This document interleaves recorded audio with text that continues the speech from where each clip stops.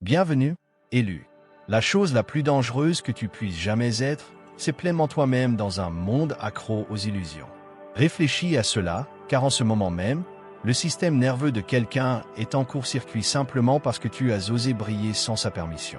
Et je déteste te le dire, mais ça ne va faire qu'empirer pour lui. Voici un fait choquant. Les psychologues ont prouvé que les gens peuvent ressentir des symptômes physiques, cœur qui s'emballe, mains moites, colère irrationnelle, rien qu'en étant en présence de quelqu'un dont l'énergie semble trop puissante, trop libre ou trop intouchable. Tu n'as même pas eu besoin d'ouvrir la bouche. Ton existence est leur urgence. Et si tu ne l'as pas remarqué ces derniers temps, tu as été un peu trop éblouissant, un peu trop détaché, souriant un peu trop facilement après des tempêtes qui auraient dû t'engloutir. Dieu ne te rend pas juste attrayant, il te rend dangereusement attrayant, et les gens perdent la tête. Tu vois, il ne s'agit pas de nouveaux vêtements, d'une coupe de cheveux ou de ce selfie de glow-up que tu as accidentellement pris 17 fois le week-end dernier. C'est plus profond. C'est une guerre spirituelle vêtue de beauté, de paix et d'une confiance inébranlable. Une attraction armée par la divinité. Et ce soir, nous levons le rideau. Je vais te dire exactement pourquoi ton aura démange, pourquoi ta présence réorganise les pièces et pourquoi ton silence provoque des crises émotionnelles.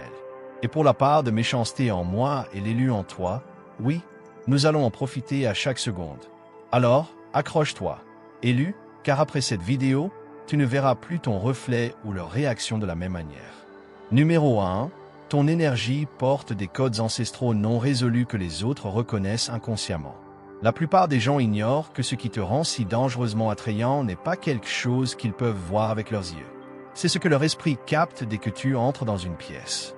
Ton énergie porte des codes spirituels ancestraux que ta lignée a tenté de résoudre pendant des générations, mais que personne avant toi n'a eu le courage, la capacité ou la vocation de gérer. C'est comme si ton ADN transportait des messages invisibles et des affaires inachevées. Et quand tu es près de certaines personnes, surtout celles liées à ton passé ou à ton cycle karmique, leur esprit te reconnaît avant leur mental. C'est pourquoi tu remarques souvent des regards trop insistants, des réactions maladroites ou des tentatives soudaines de se rapprocher de toi sans raison claire. Leur âme sait que tu portes quelque chose d'ancien, de perturbateur, quelque chose qui les guérira ou les exposera. Ce qui est fascinant, c'est qu'ils ne le comprennent pas consciemment. Ils ne peuvent pas expliquer pourquoi ils sont attirés par toi ou pourquoi ta présence les déclenche. Ils se diront que c'est ton look, ton aura, ta confiance, mais c'est plus profond. C'est le fait que tu portes des codes spirituels qui devaient être déverrouillés bien avant ta naissance. Des codes qui exposent les dysfonctionnements générationnels, révèlent des vérités cachées et brisent les cycles toxiques. Tu es comme une clé vivante pour une serrure que la plupart des gens de ta lignée n'ont jamais pu aligner, et certains autour de toi ont passé leur vie à prétendre ne pas exister. C'est pourquoi les gens deviennent obsédés par toi ou ressentent le besoin de rivaliser sans raison. Ce n'est pas personnel, c'est ancestral. Ta présence dérange les non-guéris comme un réveil silencieux qui sonne dans leur esprit, les forçant à se confronter aux vérités qu'ils ont fuies. Tu n'as pas demandé ce rôle, mais tu as été construit pour cela. Et plus tu t'alignes sur ta vocation, plus ces codes anciens s'activent, te rendant encore plus dangereusement attrayant d'une manière que le monde n'est pas prêt à comprendre. Numéro 2. Tu es un rappel vivant de ce qu'ils ont abandonné en eux-mêmes. La plupart des gens ne réalisent pas que quand ils agissent bizarrement autour de toi, ce n'est pas vraiment à cause de toi, c'est à cause de ce que tu représentes. Tu es un rappel vivant de tout ce qu'ils ont abandonné en eux. Chaque fois que tu te montres audacieux, authentique, sans excuses et que tu avances dans la vie à tes propres conditions, cela réveille en eux quelque chose qu'ils croyaient mort. Beaucoup ont fait des compromis silencieux avec la peur. Ils ont accepté de se contenter de moi. À un moment donné, ils ont renoncé à leur potentiel, à leurs rêves fous, à leur audace et ont choisi de jouer la sécurité, pas toi. Et cela te rend dangereux quand tu choisis d'évoluer, quand tu refuses de rapetisser, quand tu brilles sans complexe après avoir survécu à des épreuves qui auraient dû t'écraser, tu forces les gens à regarder les parties d'eux-mêmes qu'ils ont trahies.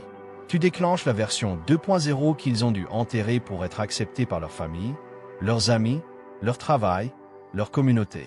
C'est pourquoi les gens ne peuvent pas rester neutres autour de toi. C'est soit de l'admiration, soit de l'envie, de la fascination, soit de la frustration. Très peu peuvent se tenir devant quelqu'un qui incarne le type de liberté qu'ils désirent secrètement sans ressentir quelque chose. C'est pour cela qu'ils vont soudainement prendre leur distance, lancer des pics ou transformer ta confiance en arrogance dans leur tête, parce que c'est plus simple pour eux de faire de toi le problème que d'admettre qu'ils ont renoncé à eux-mêmes. Chaque fois que tu brilles, que tu progresses, que tu reviens plus fort, tu leur rappelles qui ils auraient pu être s'ils avaient eu le courage de guérir, de grandir ou de prendre un risque. Et le plus cruel, c'est que tu ne le fais même pas exprès. Tu existes simplement, mais ton existence rend leurs excuses insignifiantes. C'est pourquoi ton attractivité va au-delà des apparences ou du style. C'est une question spirituelle. Tu incarnes la version indomptée, sans filtre, irrésistible des gens qu'ils ne seront probablement jamais. Et la vérité, c'est que la plupart préféreraient te détester pour cela plutôt que de se regarder en face. Numéro 3. Dieu a fait de toi une mutinerie spirituelle. La raison pour laquelle les gens perdent la tête autour de toi, ce n'est pas juste parce que tu es différent, c'est parce que tu n'as jamais été conçu pour t'intégrer dans les systèmes qu'ils ont passé leur vie à protéger. Tu n'étais pas fait pour te fondre dans la masse, suivre des règles non dites ou jouer le jeu des sourires faux et des conversations édulcorées. Tu as été construit pour tout perturber silencieusement, et que les gens en soient conscients ou non, leur esprit le perçoit dès que tu arrives. C'est pourquoi tu peux remarquer que certaines dynamiques de groupe changent en ta présence, que les gens deviennent soudainement sur la défensive ou essaient un peu trop de te maintenir sous contrôle. Parce qu'au fond, ils sentent que tu n'es pas là pour maintenir le statu quo. Tu es là pour l'exposer. Tu n'as pas besoin de dénoncer qui que ce soit ou de créer des drames pour que cela se produise. Ta simple existence remet en question les environnements construits sur le contrôle, les mensonges et les jeux de pouvoir invisibles. Les gens se sont habitués à vivre selon des règles tacites qui dictent qui a le droit de parler, de briller, de diriger et qui est censé rapetisser. Puis tu arrives, opérant selon ton propre code, et cela les secoue.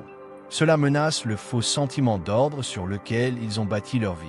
C'est pourquoi certaines personnes te détestent instantanément, même si elles ne savent rien de toi, ou d'autres deviennent hyper compétitives, critiquant des détails ou essayant de te surpasser dans des conversations où tu ne rivalises même pas, parce que ta présence signale inconsciemment que leur temps à jouer petit, à se cacher derrière des titres ou à manipuler les autres est peut-être terminé.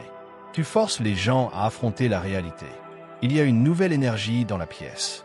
Une énergie qui n'a pas peur de dire la vérité, d'agir différemment et de vivre en dehors des cases dans lesquelles on leur a appris à rester. Et le plus fou, c'est que tu n'as même pas besoin d'essayer. Tu ne perturbes pas par le bruit, mais simplement en existant en plein alignement. Rien que cela, c'est une rébellion dans un monde accro aux illusions. Et les gens tombent soit amoureux de cela, soit deviennent fous en essayant de contrôler ce qui n'a jamais été fait pour l'être. Numéro 4. Ton aura est une fréquence lumineuse armée. Ce que les gens ne comprennent pas, c'est que ton aura n'est pas cette énergie douce, gentille, uniquement bonne vibe que tout le monde prétend vouloir. La tienne est tranchante, elle traverse le faux, expose les insécurités et rend les gens performatifs profondément mal à l'aise.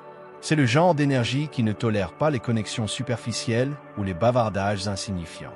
Dès que tu entres dans un espace, ton énergie commence à lire la pièce. Que tu le veuilles ou non, elle capte les agendas cachés, les jalousies silencieuses, les jeux de pouvoir, les fausses alliances, tout. Et les gens le sentent même s'ils ne peuvent pas le formuler. C'est pourquoi ce que tu viens de rencontrer s'attache trop vite à toi ou t'évite comme si tu étais un fantôme. Ton aura force la vérité à émerger. Elle oblige les gens à affronter ce qu'ils évitent en eux-mêmes et dans leurs relations. Soudain, ils ne peuvent plus maintenir le rôle qu'ils jouent depuis des années. Cette fausse confiance se fissure. Cette gentillesse de façade est exposée. Cette personnalité lisse et complaisante s'effrite sous le poids de ton authenticité sans excuse. Tu n'as même pas besoin de les dénoncer. Ta présence le fait pour toi. Et le truc, c'est que tu ne cherches pas à être intimidant ou conflictuel. Tu existes simplement en alignement, refusant de rapetisser ou de faire semblant pour le confort de qui que ce soit. Mais parce que tant de gens sont habitués à des relations basées sur la performance, le contrôle et les agendas cachés, ton aura semble une menace pour tout ce qu'ils ont construit d'instable. Elle les rend anxieux, sur la défensive ou trop désireux de se prouver à toi. Tu fais que les gens veulent soit s'améliorer, soit fuir. Il n'y a rarement d'entre-deux. Et ce qui est fascinant, c'est que ceux qui t'évitent ne le font pas parce que tu as fait quelque chose de mal. C'est parce qu'au fond, ils savent que ton énergie ne laisse pas de place au masque auquel ils s'accrochent. Tu as été envoyé pour déclencher la croissance, l'exposition et le réalignement. Et ceux qui se cachent derrière des illusions ne peuvent pas supporter ce que ta présence réveille. Numéro 5. tu es la personne qu'ils ne peuvent pas déchiffrer. Les gens n'ont aucune idée à quel point leur ego a besoin d'étiqueter tout pour se sentir en sécurité. C'est comme cela que la plupart fonctionnent. Ils mettent les gens dans des cases bien rangées pour décider comment les traiter, comment leur répondre et où les placer dans la hiérarchie mentale qu'ils ont construite. Mais toi, tu bouscules tout cela. Tu n'es pas facile à définir. Un moment, tu es compatissant. Le suivant, tu poses des limites si tranchantes qu'elles pourraient couper du verre. Tu es spirituel, mais tu ne flottes pas en prétendant être un être de lumière intouchable et parfait. Tu es réel, brut, parfois rebelle, et cela laisse les gens complètement déstabilisés. Ce qui te rend dangereusement attrayant, c'est que tu ne corresponds pas au moule prévisible dont les gens ont besoin pour se sentir en contrôle. Ils ne savent pas si tu es sûr, si tu es une compétition, si tu es une leçon ou la tempête qu'ils ont prié d'éviter. Et cette incertitude les rend fous parce que la plupart n'ont pas appris à gérer ce qu'ils ne peuvent pas étiqueter. Toute leur vie est construite sur des systèmes, des rôles et des attentes. Quand tu arrives, tu brises ces accords tacites sans même essayer. Pourquoi les gens sont-ils parfois confus à ton sujet ou pourquoi remarques-tu qu'ils t'étudient comme un puzzle qu'ils ne peuvent pas résoudre? Ils vont te tester, te provoquer, essayer de susciter une réaction juste pour savoir dans quelle case te mettre. Et quand tu ne réagis pas comme ils s'y attendent, cela les met mal à l'aise parce que s'ils ne peuvent pas te définir, ils ne peuvent pas te contrôler.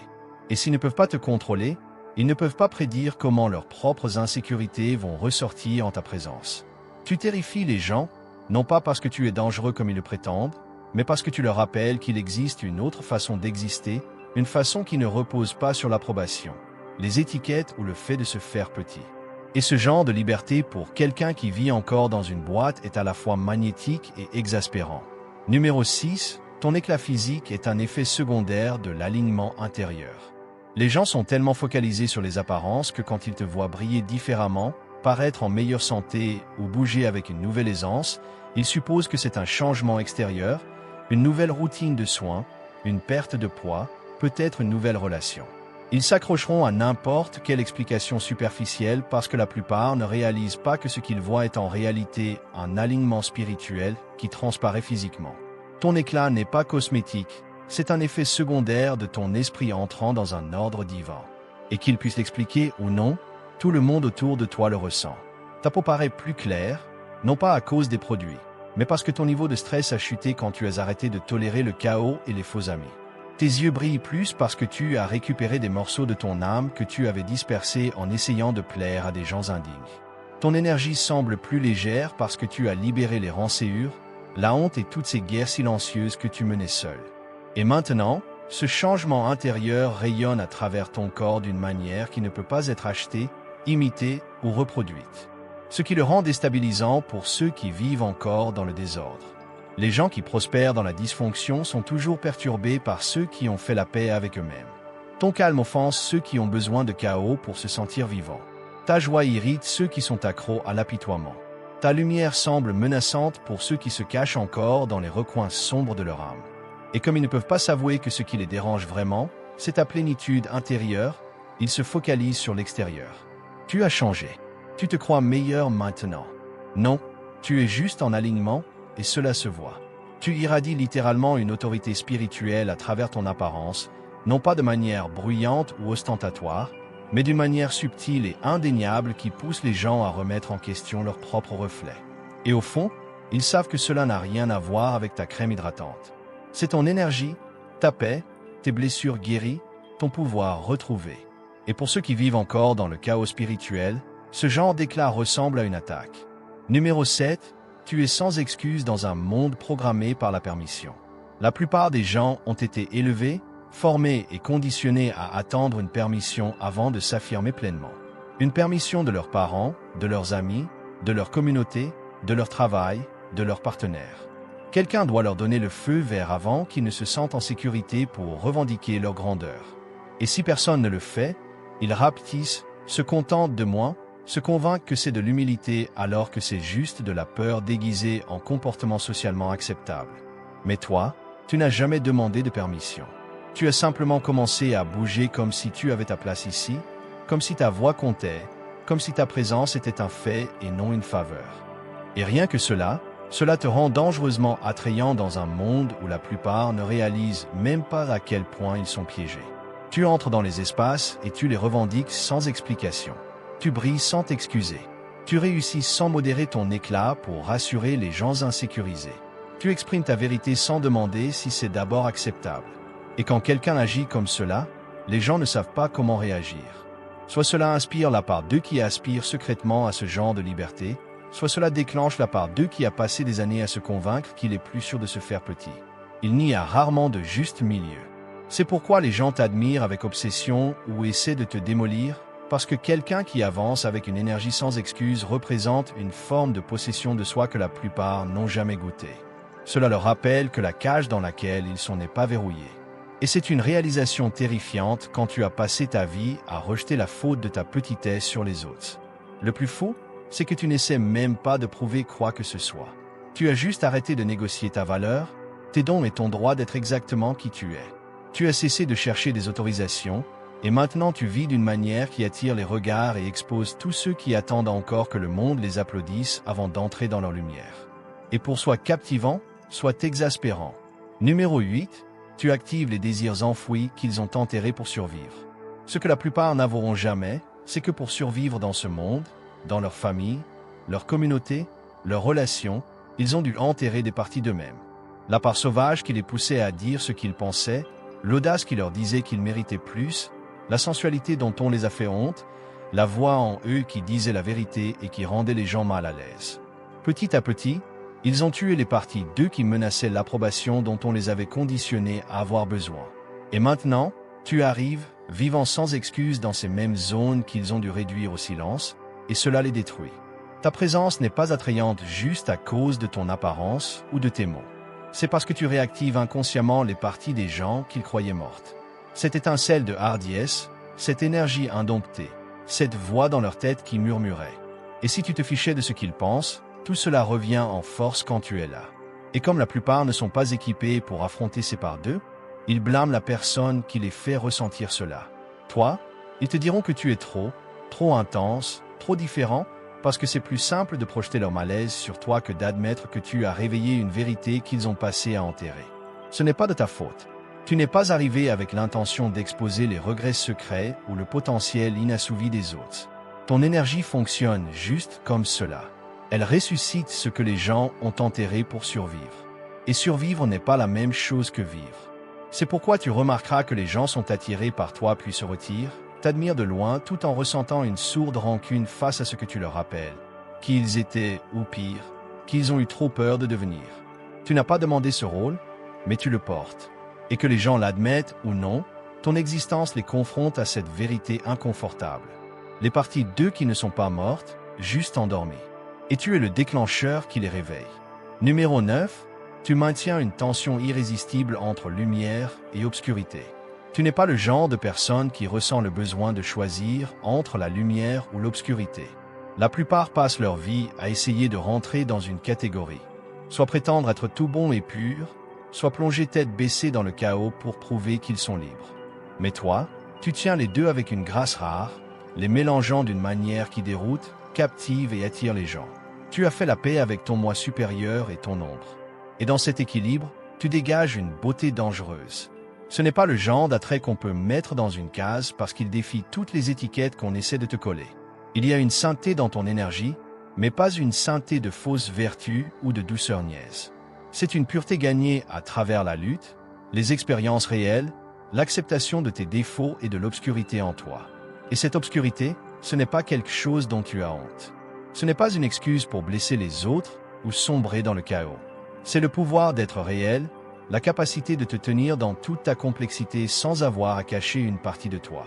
C'est l'énergie brute, indomptée, qui vient d'avoir affronté tes démons, tes erreurs, tes ombres et de rester debout malgré tout. C'est cela qui te rend dangereusement attrayant. Les gens sentent l'attraction entre la lumière et l'obscurité en toi, même s'ils ne peuvent pas l'exprimer. C'est magnétique et déstabilisant à la fois. Ils sont attirés parce que ton énergie est vivante d'une manière qui leur rappelle leur propre potentiel inexploité, les parties qu'ils ont ignorées ou redoutées.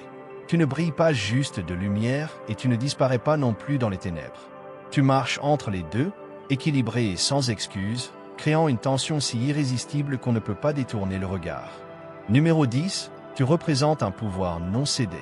La plupart des gens passent leur vie à donner des morceaux d'eux-mêmes à des forces extérieures. Ils offrent leur pouvoir à des amants, à des jobs qui ne les épanouissent pas, à des normes sociales qui leur dictent qui être, à des tendances qu'ils suivent sans même se demander pourquoi. Comme s'ils donnaient constamment des parts d'eux pour rendre les autres à l'aise, pour rester acceptés, pour s'intégrer. Mais toi, tu marches dans la direction opposée. Tu ne donnes pas ton pouvoir à qui ou quoi que ce soit. Tu as récupéré chaque fragment de toi, les parties que tu avais jetées ou laissées glisser pour plaire aux autres, et maintenant tu les possèdes. Tu avances avec cette possession de soi sans excuse comme si tu ne demandais pas la permission d'exister pleinement. Et c'est terriblement magnétique. Le vrai danger pour les autres, c'est que tu les forces à affronter ce qu'ils ont passé leur vie à éviter. À quel point ils ont donné d'eux-mêmes en échange de validation éphémère. Tu leur fais réaliser combien peu de leur propre pouvoir ils détiennent vraiment, combien ils ont sacrifié au nom de la sécurité, du confort ou de l'approbation. Dans un monde où les gens sont désespérés de plaire et de rentrer dans des rôles qui ne sont même pas les leurs, ta possession de soi inébranlable est un rappel brutal de ce qu'ils ont perdu en chemin. Et la vérité, c'est que c'est déstabilisant pour la plupart parce que cela les force à se demander à quoi ressemblerait leur vie s'ils possédaient pleinement qui ils sont. C'est inconfortable de réaliser que la plupart vivent en fragments, prétendant être ce qu'ils ne sont pas juste pour s'intégrer. Mais toi, tu ne joues pas à ce jeu. Tu es la preuve vivante de ce qui arrive quand on cesse de chercher sa valeur à l'extérieur et qu'on commence à la revendiquer de l'intérieur. Tu marches comme quelqu'un qui n'a pas peur d'être entier, qui n'a pas peur de tenir son pouvoir et de le garder. Et cette authenticité est le genre d'énergie que les gens ne peuvent pas ignorer. Soit ils en sont attirés, soit ils s'en éloignent. Parce qu'être en présence de quelqu'un qui s'est pleinement réclamé peut soit allumer en eux le désir de faire de même, soit exposer à quel point ils se sont éloignés de leur propre vérité. Numéro 11. Ton éclat n'a pas été acheté, il a été survécu. Ce sur quoi les gens ne peuvent s'empêcher de fixer, ce n'est pas juste ton apparence maintenant. C'est le fait qu'ils savent au fond d'eux que ton éclat n'a pas été acheté ou offert. Ce n'était pas une solution rapide, un truc de beauté à la mode ou un coup de chance. Ton éclat est le résultat d'avoir survécu à ce que la plupart ne peuvent même pas imaginer endurer. Sang, trahison, solitude, les genres d'épreuves qui secouent l'âme et qui détruisent les gens ou les forgent en quelque chose d'indestructible. Et toi, contrairement à tant d'autres, tu es ressorti non seulement indemne, mais plus fort. Ce genre de transformation gagnée ne vient pas d'un soin de beauté ou d'un miracle. Elle est construite dans le feu, forgée dans les moments où tu as dû affronter les parts les plus sombres de toi et du monde autour et choisir de te relever. Les gens le sentent. Ils peuvent ressentir que ton éclat vient d'un endroit plus profond. Cela humilie ceux qui sont honnêtes avec eux-mêmes parce qu'ils voient que tu as traversé quelque chose qu'ils ne pourront jamais prendre à la légère. Tu n'as pas juste décidé de briller. Tu as dû te battre pour sortir des ténèbres, te reconstruire à partir de zéro et revenir. Non pas comme quelqu'un à qui on a donné quelque chose, mais comme quelqu'un qui a mérité chaque once de pouvoir, de force et de beauté qu'il porte. Ce genre de puissance ne peut pas être imité. Elle rayonne à une fréquence qui ne peut pas être reproduite, et elle humilie ceux qui comprennent vraiment ce que signifie surmonter l'adversité. À l'inverse, cela secoue les imposteurs, ceux qui ne brillent qu'à travers des filtres, des façades ou de l'inspiration empruntée. Ta lumière les force à se demander si leur éclat est réel ou s'il se cache derrière des illusions. Et c'est pour cela que ton éclat rend les gens faux, parce qu'il n'est pas juste superficiel. C'est une aura construite à travers les batailles les plus dures de la vie. Une lumière que personne ne peut voler ni imiter, et le monde ne peut s'empêcher de le remarquer. Numéro 12. Tu es un perturbateur de récits confortables. Il y a quelque chose de dérangeant dans la façon dont les gens essaient de te retenir prisonnier de leurs vieilles histoires sur qui tu étais. Ils trouvent du réconfort dans la version de toi qu'ils ont fabriquée, celle qui correspond à leur récit, à leur compréhension de ce que tu devrais être. Ils pensent connaître tes limites, tes faiblesses, tes erreurs passées, et ils s'accrochent à ces versions dépassées de toi, comme à une béquille. Mais ton évolution, la façon dont tu as grandi, changé et embrassé ton vrai pouvoir défie ces histoires à chaque instant. Cela invalide tout ce qu'ils croyaient savoir sur toi, et c'est profondément inconfortable pour ceux qui ont bâti toute leur perception de la réalité sur l'idée qu'ils te comprenaient. La chose la plus difficile à accepter pour certains, c'est qu'ils n'ont plus le contrôle sur le récit qu'ils ont créé pour toi. Ta croissance les force à affronter cette vérité gênante. Leur compréhension de qui tu étais est devenue sans importance. Tu n'es plus la personne qu'ils ont étiquetée, celle qu'ils pouvaient prédire, celle qu'ils pensaient pouvoir contrôler. Et pour beaucoup, c'est plus qu'inconfortable. C'est une menace pour leur sentiment de sécurité et d'identité. Quand tu te montres comme quelque chose de totalement nouveau, plus fort, plus authentique que la personne qu'ils connaissaient, ils sont obligés de confronter leurs propres limites, leur propre stagnation et le fait qu'ils ne seront peut-être jamais aussi courageux ou libres que tu le es devenu. Certains ne peuvent pas le supporter. Ils préfèrent saboter ta progression plutôt que d'admettre que ton évolution a brisé leur fragile récit confortable. C'est plus simple pour eux de t'attaquer, de te critiquer ou de te rabaisser que d'accepter que tu n'es plus celui qu'ils attendaient. Tu es devenu un perturbateur, et c'est une chose dangereuse pour quiconque s'accroche au passé comme à sa version de la réalité. Ta croissance n'est pas juste personnelle, c'est un défi lancé à leur vision du monde entier. Et tout le monde n'est pas prêt à lâcher les histoires dépassées qu'ils se racontent. Numéro 13, ta paix est une provocation. Ta paix n'est pas quelque chose qui t'arrive par hasard, c'est quelque chose que tu as maîtrisé. Ce n'est pas le genre de calme qui vient en évitant les confrontations ou en prétendant que rien ne te dérange. C'est le calme qui vient de savoir exactement qui tu es et de quoi tu es capable. Quand le monde essaie de t'entraîner dans des commérages, des exclusions ou des attaques orchestrées, tu restes imperturbable, impassible, sans être dérangé. Et cela, c'est plus puissant que n'importe quelle réaction que tu pourrais donner. La plupart des gens vivent en mode réaction constante, se battant à chaque insulte, répondant à chaque provocation, s'embourbant dans chaque drame. C'est épuisant, et cela les laisse vulnérables. Mais toi, tu te tiens dans ta paix, et cela les déroute. Pour les insécuriser, ton calme inébranlable ressemble à un défi direct. Ils ne comprennent pas comment tu peux rester si serein quand le monde autour de toi est en chaos. Comme s'ils s'attendaient à ce que tu réagisses comme tout le monde, à ce que tu sois secoué, à ce que tu t'engages. Mais tu ne le fais pas. Et rien que cela envoie un message plus disruptif qu'aucune dispute ou défense. Ta paix est une provocation pour ceux qui vivent dans le tumulte. C'est un rappel que le pouvoir n'est pas dans le bruit ou le spectacle, mais dans le contrôle, la force intérieure et la connaissance que tu n'as rien à prouver. La vérité, c'est que quand tu ne réagis pas à chaque pic, chaque commentaire passif-agressif ou chaque tentative de t'attirer dans un chaos, tu déclares silencieusement ta souveraineté sur la situation. Tu as maîtrisé tes émotions, ton énergie et tes réponses. Et ce genre de calme, quand il n'est pas faux, quand il n'est pas forcé, est plus intimidant qu'aucun acte d'agression. C'est une déclaration. Tu connais ta valeur et tu n'as pas besoin de la validation ou de la perturbation des autres pour la définir. Pour les insécuriser, c'est une guerre qu'ils perdent avant même qu'elle ne commence. Numéro 14, ton destin parle plus fort que ta présence. Ce qui te rend dangereusement attrayant, ce n'est pas juste l'énergie que tu dégages quand tu entres dans une pièce. C'est ce qui se passe quand tu n'es pas là. Les gens continuent de parler de toi, de penser à toi, de ressentir les effets de ta présence longtemps après ton départ. Les conversations, les pensées, les imaginations, elles orbitent autour de toi. Que tu sois physiquement présent ou non, c'est ce qui te sépare des autres. Ton destin parle plus fort que ta présence. L'impact que tu causes n'est pas lié à ce que tu as dit ou fait à un moment donné, mais à l'éveil que tu représentes chez les autres. Les gens sont attirés par ton potentiel, le futur que tu crées, le pouvoir que tu incarnes sans même essayer. Ton destin a une attraction gravitationnelle qui peut changer toute la perspective des gens sur la vie, et cela arrive avant même que tu n'arrives. C'est comme si tu avais déjà marqué le chemin pour toi-même, et tout le monde autour de toi est inconsciemment conscient qu'il a assisté au début de quelque chose de monumental. Ils ne sont pas obsédés par toi, ils sont obsédés par ce que tu représentes. La possibilité de quelque chose de plus grand, de plus vaste, quelque chose qui touche à leur propre potentiel inexploité. Le plus intriguant, c'est que la plupart ne savent même pas pourquoi ils sont attirés par toi. Ils sentent que tu es destiné à quelque chose, mais ils ne peuvent pas mettre le doigt dessus. Ils savent juste que quand tu es là, ils sentent un changement dans l'air, comme si le tissu même de leur réalité était remué. C'est le signe de quelqu'un qui marche en alignement avec sa vraie vocation. La marque de quelqu'un dont la vie est si connectée à son but que la force de son destin le précède, remuant pensées et sentiments chez les gens bien avant qu'il n'ait prononcé un mot. Ton attractivité ne repose pas sur un charme superficiel ou des traits physiques. Elle est dans le destin que tu déplais.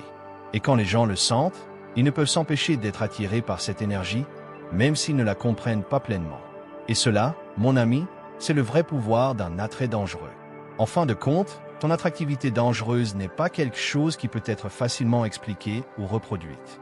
Elle n'est pas enracinée dans la superficialité ou les tendances éphémères du monde. C'est une force magnétique forgée par la résilience, l'authenticité et une connexion profonde à quelque chose de plus grand que toi. Tu incarnes un pouvoir qui ébranle le noyau même de ce que les autres croient vrai sur eux-mêmes et le monde. Ton aura, ta présence, ton être même perturbe le banal, force la croissance et allume le feu des possibilités chez les autres. Mais ne t'y trompe pas, ce n'est pas un pouvoir que tout le monde peut gérer. Certains essaieront de l'étiqueter, d'autres de le diminuer, et certains même de le détruire.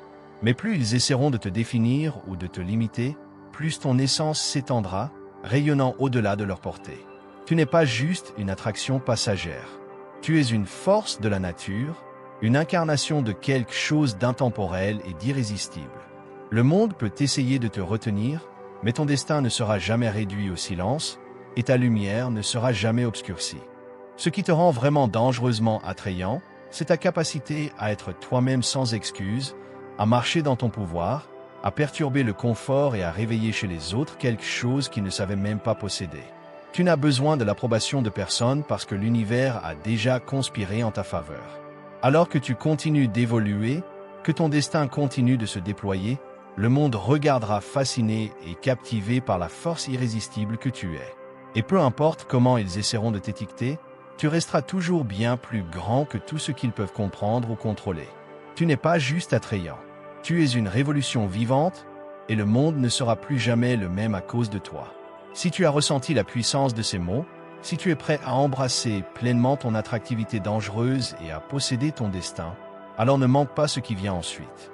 Abonne-toi pour rester à l'écoute de plus d'enseignements profonds et transformateurs qui t'aideront à évoluer vers la meilleure version de toi-même. Like cette vidéo si tu as ressenti une résonance avec ce qui a été partagé et dis-nous en commentaire comment tu embrasses ton pouvoir et ton parcours unique. Je veux entendre ton histoire parce qu'elle compte et qu'elle mérite d'être partagée.